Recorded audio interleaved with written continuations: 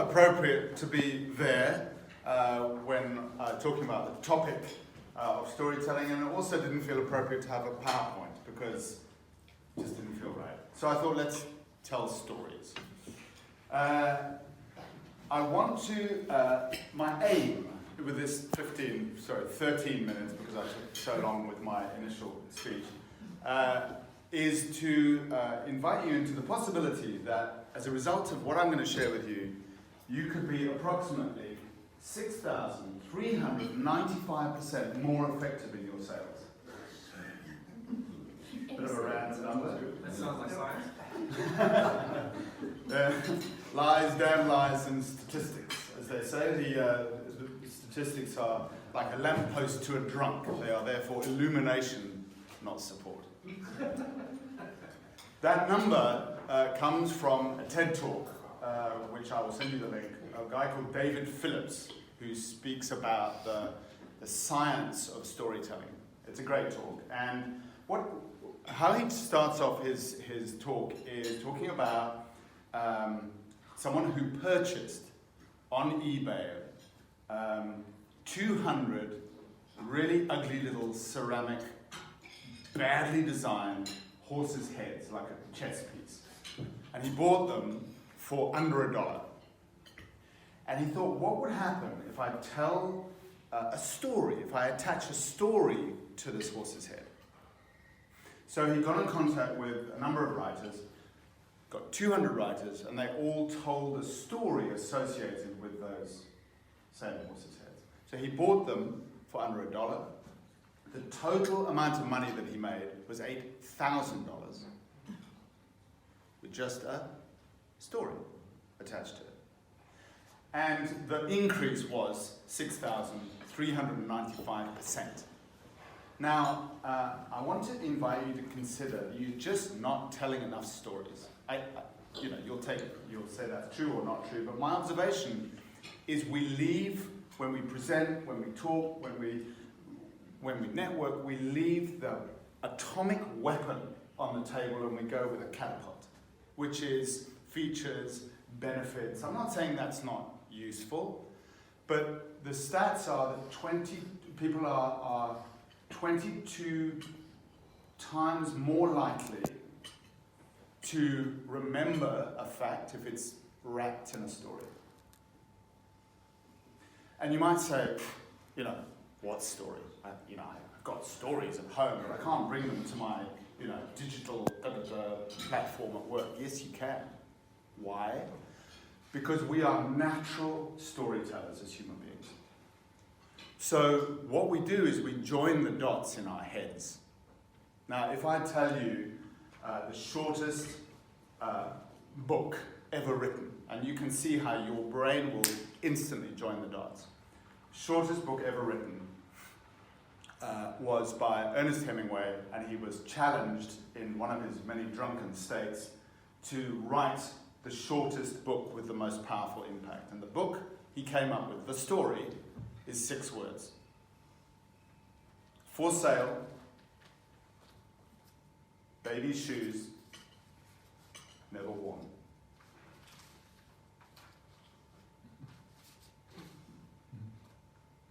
For sale, baby shoes, never worn.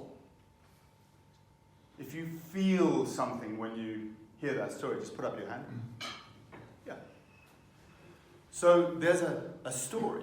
Now, every one of us will hear that in a different way. So they say that good books make bad movies.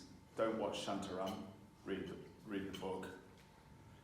And bad books make good stories. Why? Because descriptive writing enables us to create our own movies, doesn't it?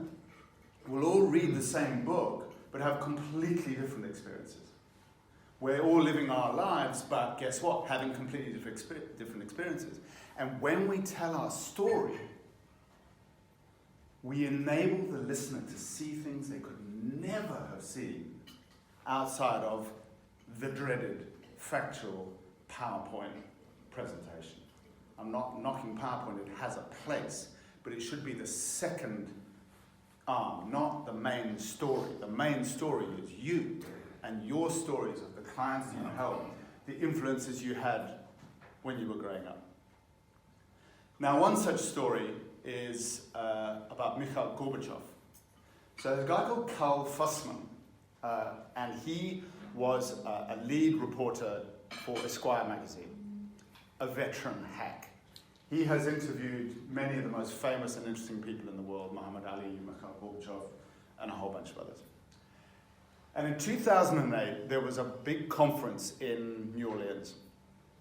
And if you remember, it was for the proliferation of nuclear arms. So how do we stop this massive spread of nuclear arms now that the Soviet, the Warsaw Pact countries, the walls come down, etc.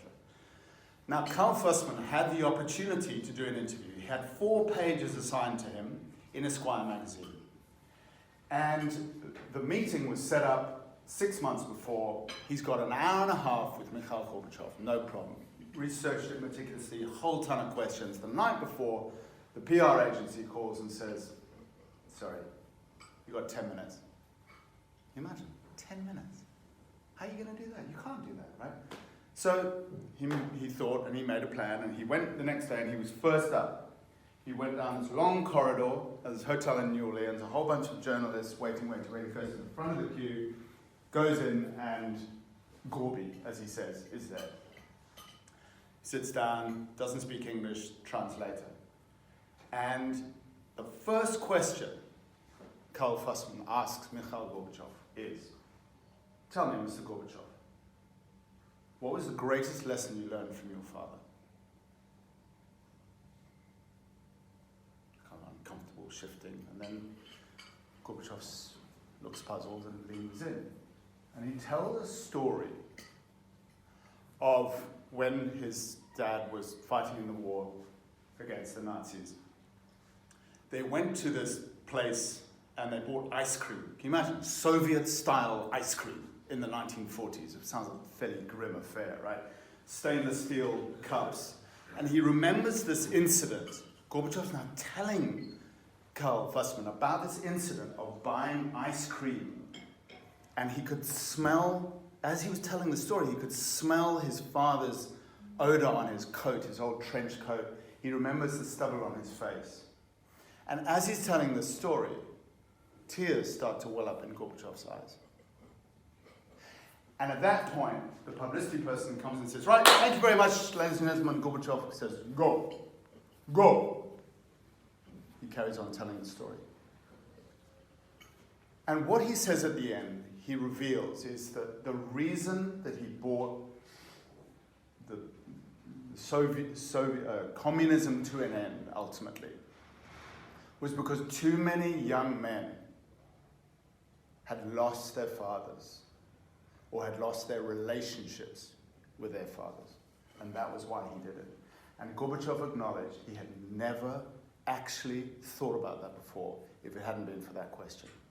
So Karl Fussman took a massive risk in asking a very personal question when actually that wasn't really the deal. And the rest is history. So for me, stories are incredibly powerful things. I want to tell you another. How am I doing for time? All right. How much longer have I got? Yeah. 2 minutes. That's right.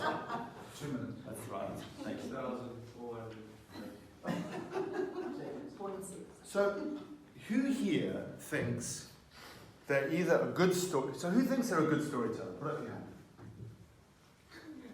3, 4. Okay. Fine. So that says something. Okay, that's just not true. If you breathe, you have a pulse, you are a storyteller. So why do 3 people in this room why do we all not do this? I think it's because of our stories about ourselves. Something like, I don't have much of a story, I can't really tell a story, other people are much better storytellers than me. Who's really going to be interested in my story? Hands up if you relate to that script in your head. Just me, okay. See, we have extraordinary stories. I would rather hear from someone who had a really boring life as an office clerk, told well, compared to someone who's travelled and highest mountains and hopped one-legged naked across the frozen seas. But if they don't tell a good story, it's just noise, isn't it? So I hope that out of what I'm saying today, you will incorporate stories more into your life. And first rule is give yourself permission to tell the story and trust that people are actually going to find it interesting. Not only find it interesting, they might find a nugget in there that completely changes their life.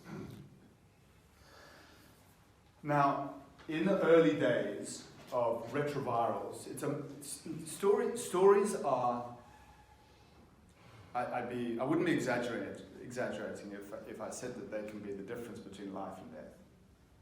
I'll give you an example of this. In the early days of antiretrovirals for treating HIV in Zimbabwe, you had to go and pitch yourself to see if you could get the antiretrovirals, right?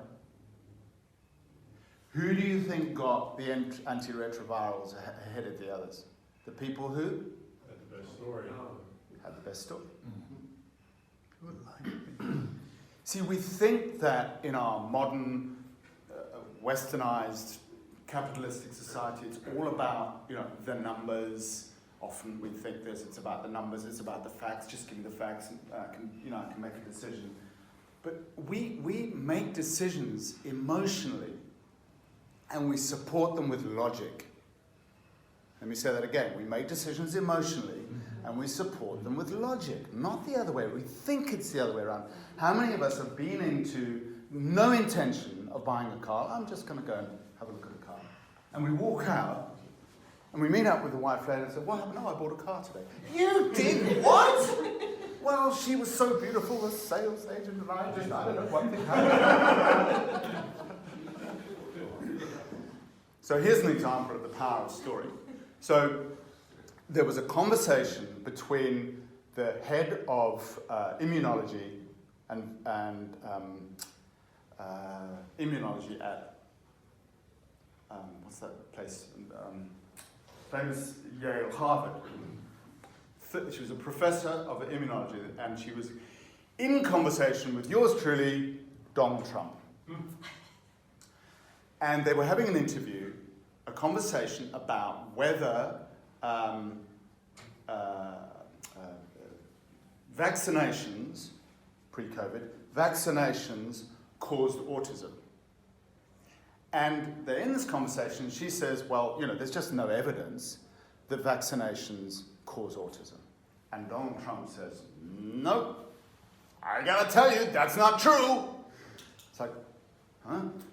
I had an employee and she had a son, and this little kid was 5 years old, and they took the kid, and 5 grown men strapped this kid onto the table, and they got this big syringe, and they plunged this horse syringe into this poor kid's arm, and he's got autism. The woman was horrified at herself in what she observed. She observed 30 years of research and science ebbing, flowing out of her body as she noticed herself doubting herself and starting to believe this man. He was telling a story. Unfortunately, the quality of the story or the content of the story might not have been ideal. See, we're always telling stories. Hitler told stories. Mandela told stories. Choose your story, because it's the story that will produce the outcome. So I want to leave you with a tip. And what I want to leave you with is this. There's a book called, let me just see if I'm going to share this one or this one. Yeah, both. Thank you. All right. Choose your story. So there's a book, one of my favorite books is a book called Made to Stick by Chip and Dan Heath, 2 brothers, both lecturers at Princeton or Yale. And it's exactly as it says on the tin. It's why do some stories and things stick and others don't stick? And he says that there's a mnemonic that they use, which is effectively around it's how you tell the story, right? So the mnemonic is success, and it goes like this. It should be simple. The story should be simple. We often clutter the story when as they say in journalism, don't bury the lead. Don't bury the lead. I heard it, thank you. Next is they should be unexpected. So when I heard that story about Gorbachev, it was very unexpected. And when it's unexpected, it draws us in and causes us to remember. Second, it should be concrete. It should have solid detail, not kind of, you know what I mean, and this, that, and the other, like clear, explicit communication. It should be credible, otherwise it's, unbelievable. It should be emotional, and it should tell a story. So like I said, we are emotional beings, much as we like to think we're not. And that's the one tip. The final tip I want to leave you with is something called the dip. And the dip is a process of storytelling. And typically what happens is this, and you will have been to talks and you'll relate to this, I'm sure. You go see Richard Branson speaking or some inspiring, Elon Musk's in town, and Elon Musk tells the story, for example, of who he is and his CV. Like, this is who I am, or he's introduced that way. And then he talks about space exploration and so on and so forth. Interesting, but it's not moving. We don't feel it in the guts. It's not visceral. Why? Because he didn't take us into the dip. What is the dip? The human bit. Like, I want to know about, what are Elon Musk's doubts? What are his fears? What keeps him up at night? What was his relationship like with his dad? What was his relationship like with his mum? What are his biggest failures? You see, when we take people into the dip, we bring them with us on our journey. And it also says, you know what? I'm human too. So if you remember the dip, tell the story. Show us who you are and what you've done. Show us what your vision is and what you're committed to. But take us on the human journey, because we'll come with you so much more effectively that way. Thank you very much. Cool. Any questions, comments? Questions? Yes. Yeah, Robert. On the first one, no, I don't have a question. I just really enjoyed what you were talking about. Thank you so much. And it just brings back the importance of a relationship with your dad and your family, which is your first part of society, is at home and setting at home and with your family. And I just wonder which kind of dad Putin had. I don't know if he's still alive, but you see the difference between a Gorbachev, what he did, what he achieved, and what he changed the world. Putin is a big question to me. Or his mother, like both very influential in different ways, right? I mean, many dictators had either cruel, overbearing fathers and overly loving and supportive mothers. And that's, by the way, true of a lot of entrepreneurs as well. They're out to prove to the world. I'll show you, right? You can see that behavior. Yeah, very nice presentation, design, as always. What I've found, I've mixed with 3 to 4 very, very self-made business people. And their theme is exactly the same. They're lonely. It came at a cost in terms of time spent away from your family. That's why I went into my own business, because I was never at home in my corporate life. But I'm not talking about myself, but I'm just saying it's incredible how lonely these people are. And kids just come to them and say, Dad, I need money.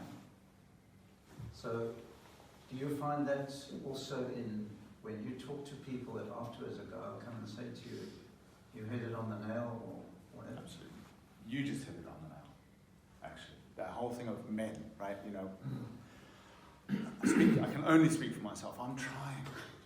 I'm doing my best. Like, there's a lot of failure talk that goes on in my head, like, I should be more of this, and what's the matter? I'm 55, I should have done this, I should have done that. And exactly that, I'm flavour of the month with my 2 daughters when I'm providing, whatever, the iPhone or the this or the that. Oh, Daddy, you're so great. Oh my word, when I'm not, you're the worst daddy in the world. I hate you. Like,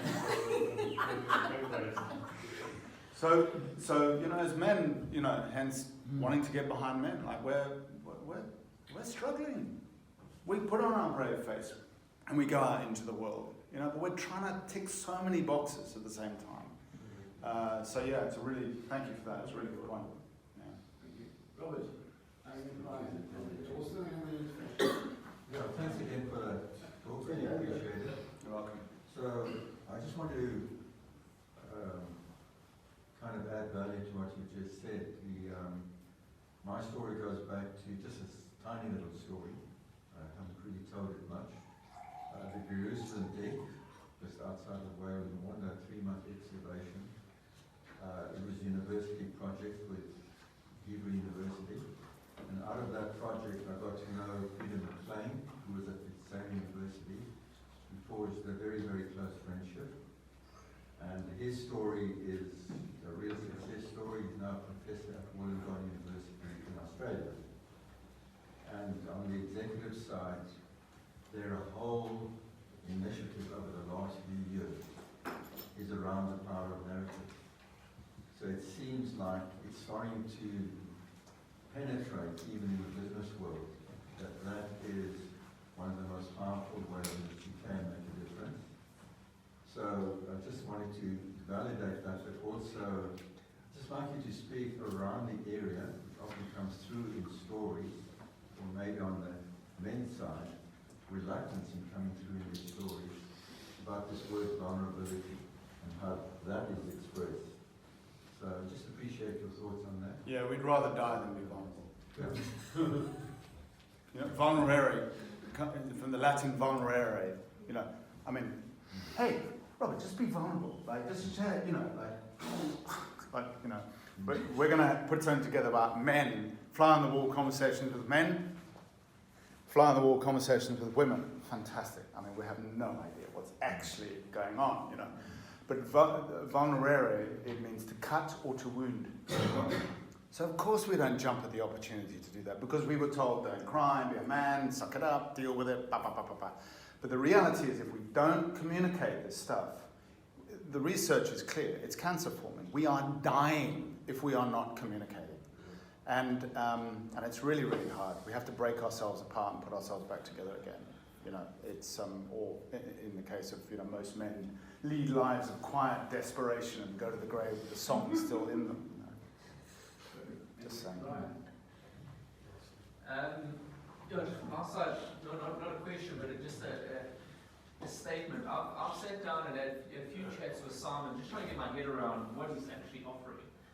Here at Business Matters, we've had a couple of conversations, and it was about 2 weeks ago, he sent me a TED talk on, I can't remember the guy's name, but the TED talk was on a gentleman that wants to, essentially what Simon is doing in terms of this movement of men and getting that message across. Where the penny just dropped for me that if we really understand what Simon is trying to bring across in Business Matters here and into where this goes to, is Simon is creating a movement, in my opinion, in terms of for men. It's not. I don't want to talk out of turn, but essentially, it's not a business. Yours is bigger than a business. So once I understood that, you sent that TED talk to me, and the penny dropped. I bought into your movement.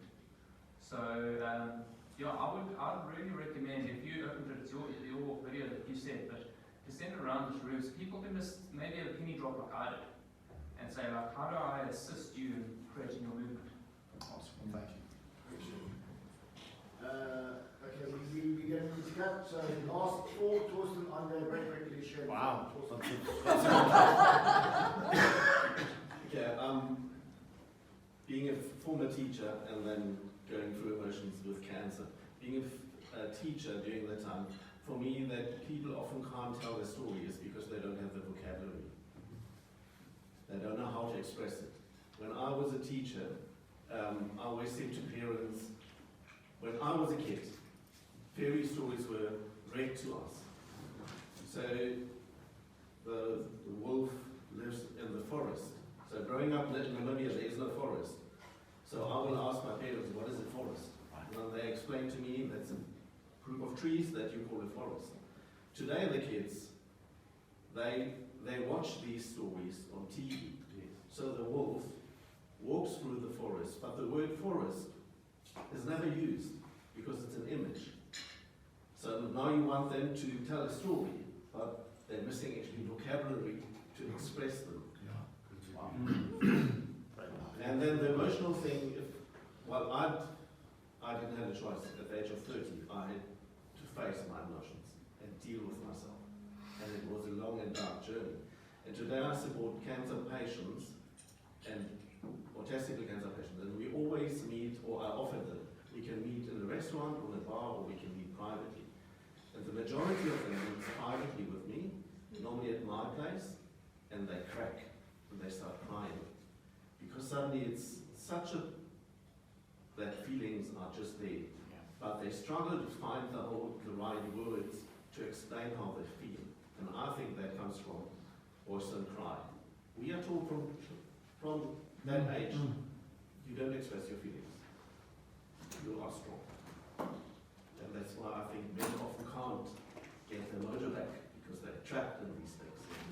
Well said. Okay. Tell me, did he have a conversation more than 10 minutes with Gorbachev, or did Gorbachev? Apparently, yeah, went on for way longer than 10 minutes. It ended up being nearly an hour. Okay, interesting. So, as you all know, I only have one and two-legged, and my favourite song our song, like he says, is a song by Karen Zoid called As Musiek begin speel, when music starts playing. But the words, so excuse me if I start crying. I'm going to try and translate, sorry. Thank you. It's all about, she wrote this song to her son when he was a little boy. And it says, they say that we must believe like kids. So is this life only for people who start out? Boys become men, and then go and sit in a bar, and they look tired. My son, you must listen, but I have to say, one day you're going to have to fight with everything you've got, and sometimes you're going to say, enough is enough. And then it says, I want you to sing along when the song starts playing. Dance in summer rain. Look for the rainbow along the way, my son. Run into the sea with only your dreams on, and look for the mermaid and speak to her. Be aware of yourself. Not too much, not too little, but enough to make a difference. And then it goes on. So I will share this song with you because it's an absolutely, and when that starts, I want him to feel, because we need to feel. Everybody needs to feel. Oh,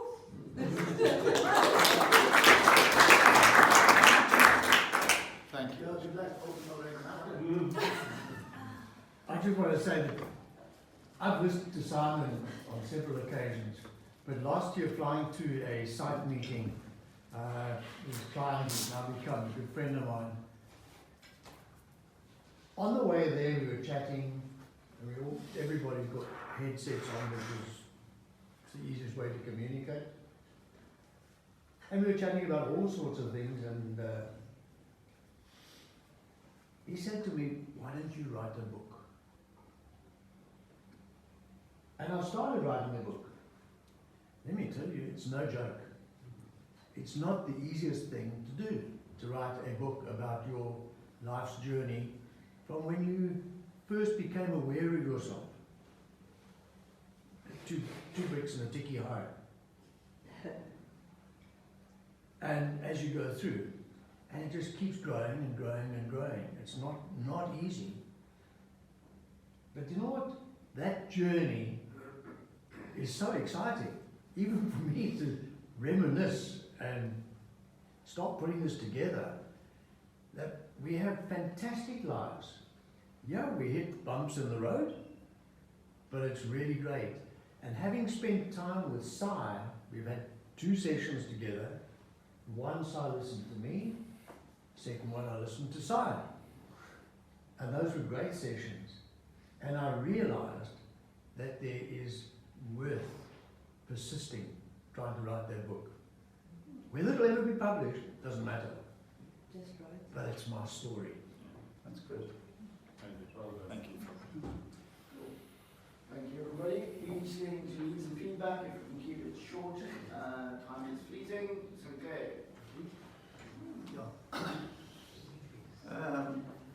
Very good talk. Thank you. Guys, I just wanted to share something with you. I don't know how many of you work with your opposition in business.